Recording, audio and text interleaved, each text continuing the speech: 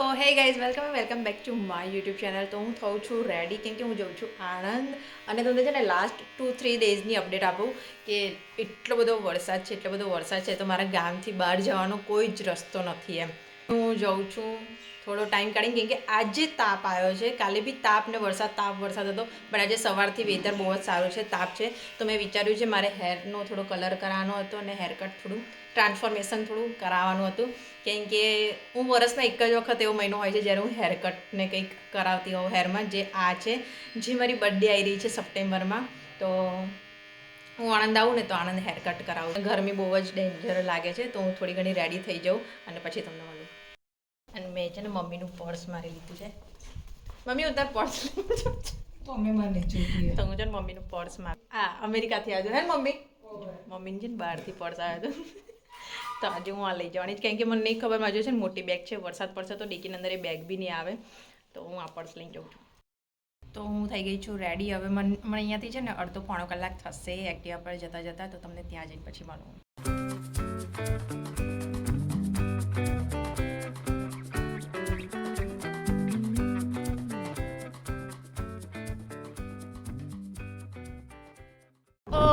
આગળ જો તલાવનું છે ને પાણી ભરવું છે.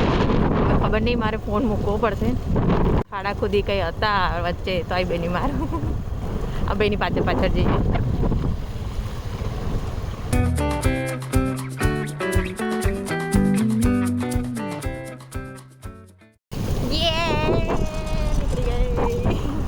આજે ને તલાવ બધા ભરાઈ ગયેલા છે અને અહીંયા લગીને પાણી હતું બહુ જ. જુઓ જલ્દી આ ઓછું પાણી છે, આનાથી વધારે પાણી હતું અહીંયા.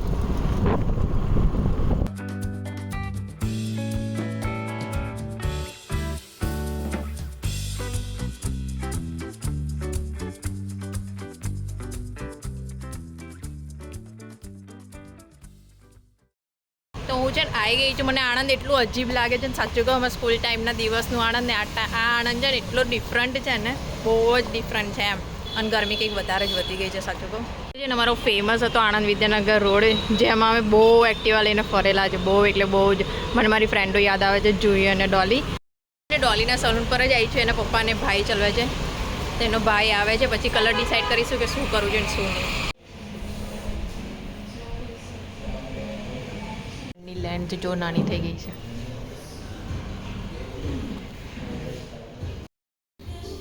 તો અમે છે ને આમાં આવું કન્ફ્યુઝન થાય છે, જેવું મારા નેલ્સમાં કન્ફ્યુઝન થાય છે. બધું જ ડન હોય પણ કલર કયો કરવાનો એ નહીં ખબર પડતી. તો તમને બારબી જોઈ કંઈક બનાવી દીધી છે. બારબી બી નહીં, આગળ બી થોડા કટ કરી દીધા છે. સો આમાં છે ને 3 થી 4 કલાક તો મને થશે જ. અહીંયા 3-4 કલાક થશે. તો આ કલર મેં છે ને બે વર્ષ પહેલાં કરાયેલો, તો જ્યાં થોડો નીચો આવી ગયો છે. તો હું છે ને આ સલૂનમાં ક્યારે બી કશું નહીં પૂછતી કયો કલર કરાવો કયો નહીં. એ હું મારા છે ને મારો ફ્રેન્ડ છે ને એના ઉપર છોડી દઉં છું કે તને જે કલર કરવો હોય એ કરે. તો લાસ્ટ મેં કલર ચૂઝ કર્યો છે. લેટ્સ સી કે કેવો થાય એમ. જો આવું કંઈક એનું સલૂન છે. હમણાં જ આ નવું સલૂન છે.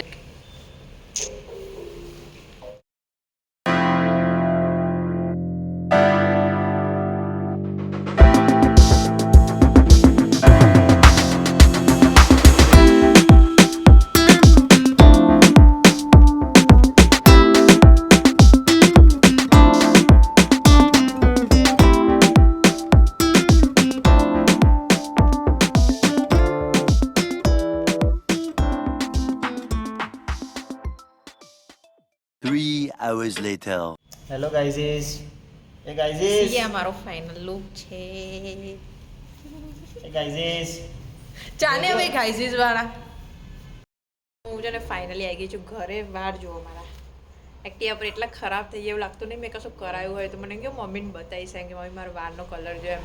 પણ આજે તો છે ને મને લાગતું નહીં કે કશું બતાવવા જેવું રહ્યું છે. દેખાય જ તને વાળનો કલર? મને ખબર જ હતી કે નહીં દેખાય એમ. તો બી ઊભી હું ટ્રાય કરું તને બતાવવાનું. એટલી દૂર ઉડતી હતી. અત્યારે દેખાશે નહીં, મને ખબર છે કે અત્યારે નહીં જ દેખાય. જોકે મને જ નહીં દેખાતો, તને શું દેખાવાનો છે? આમાં બી નહીં દેખાતો. લાઇટમાં દેખાય? ભૂરા નહીં કર્યા મેં વાર. હવે કુછ ભી. મમ્મી દેખાય પાછળથી? મમ્મી બેઠી છે. હા હવે દેખાય પેલું દેખાય? આમાં બતાવ દેખાતું છે એવું તો તાપ કાલે દેખાશે કાલે કેવા છે હારા છે ને આમ કોઈ દિવસ કશામાં સેટિસ્ફેક્શન નહીં થતું ના બ્રાઉન મને વારનો કલર યાદ નહીં કે મેં કયા કરાયા